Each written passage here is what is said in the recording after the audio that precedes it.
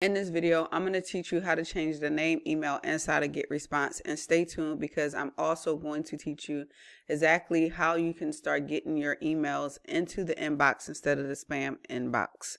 I'm the real Robin Williams. In case you do not know me, I'm going to jump right into it. Once you get into Getresponse, you'll land on a page looking like this. You want to go to your email settings. So I'm just going to click on my profile page. Then I'm going to click on emails and domains. You already see that you have your emails set up inside of this area. The way I have it set up, you'll see I have multiple of the same emails. And the thing that I do change is who it's coming from. And the reason why I changed this is because I want people to relate it to whatever it is that I offered them when they signed on to my list. For instance, I have a totally separate domain, Passive Video Profits. And I actually promoted to that page, but I wanted to continue to use the same professional email because I've done all the work for that professional email and I know it works well.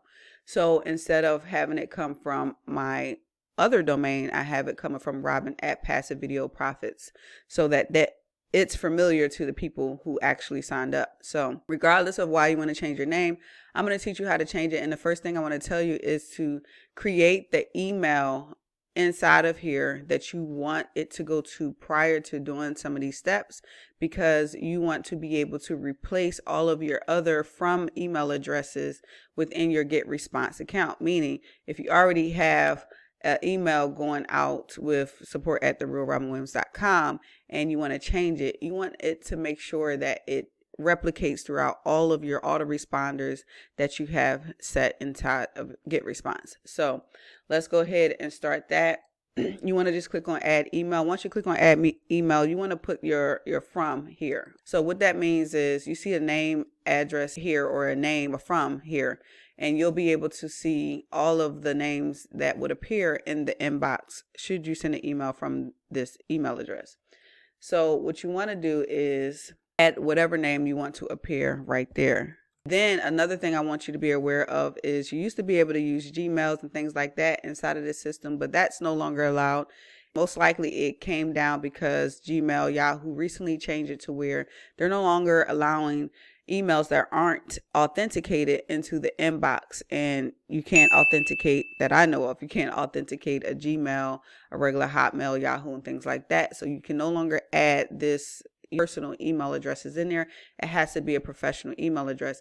Now, if you need help on setting up a professional email, making sure it's set up and everything for you, I will have a link provided for you below where you can get that help. But going forward, you need a professional email. So I'll just create this as the name and I'll put my professional email, and it popped up for me right here. So now this email is already authenticated. If your email isn't authenticated, you probably have issues with it. I'm not sure if it's going to make me confirm it within my inbox. If it does, that's fine. I'll go ahead and do a quick confirm. But I've used this several times. It might just go ahead and approve it. But your first time adding your email, you'll definitely have to confirm this. That means you just log into your email and hit the confirm. So I'm going to just click on add, and it says email address added. You can start using your email. If you don't see it on the list, refresh the page. Got it. So it looks like, let's see, it's down here, already confirmed. You may, again, get an option to confirm it in your email. And if you have emails that, or domains that aren't authenticated, you'll see it looking something like this. I previously added Gmails in here in order to test my email. So that's how I got this Gmail in here when it was allowed at one point. But you could tell that it has messages saying at risk. I do not email my list using that Gmail. So now that you have it added, so maybe for instance, you want all of your emails to change to this new email. I'm just going to use this. I no longer use this email, so I'm just going to go ahead and delete this one. Now it gives you an option to choose that email. This is why it was important for you to add the new email before we did this part, before we deleted the other email, because it needs to replace it with a new from email address. I have the support email, and I could just go down to the new one I created, and that's going to work perfectly.